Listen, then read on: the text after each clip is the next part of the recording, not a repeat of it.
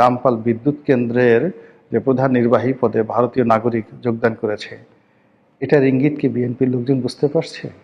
হঠাৎ করে তারেক রহমান সাহেব যে কয়দিন আগে বললেন যে তার দেশে আসাটা তার উপর নির্ভর করে না, তিনি বাংলাদেশে এলেন, তার মায়ের জানাজা হলো, সেই জানাজাতে ভারতের পররাষ্ট্রমন্ত্রী এলেন, আর তিনি ক্ষমতা গ্রহণ করার সঙ্গে সঙ্গে ভারত তার ভিসা উন্মুক্ত করে দিল। দলে দলে বাংলাদেশি লোক এখন কলকাতাতে যাচ্ছে, কলকাতা থেকে দলে দলে লোক বাংলাদেশে আসছে। রামপাল বিদ্যুৎ কেন্দ্রের যে প্রধান নির্বাহী পদে ভারতীয় নাগরিক যোগদান করেছে, এটার ইঙ্গিত কি বিএনপির লোকজন বুঝতে পারছে?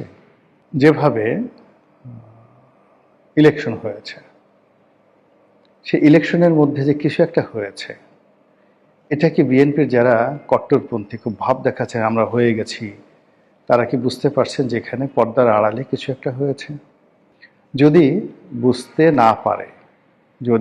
না পারে তাহলে এই বাতাস, যে বাতাস এখন বিএনপির দিকে আছে, এই বাতাস কিন্তু জামাতের দিকে চলে যাবে, নির্ঘাত জামাতের দিকে চলে যাবে।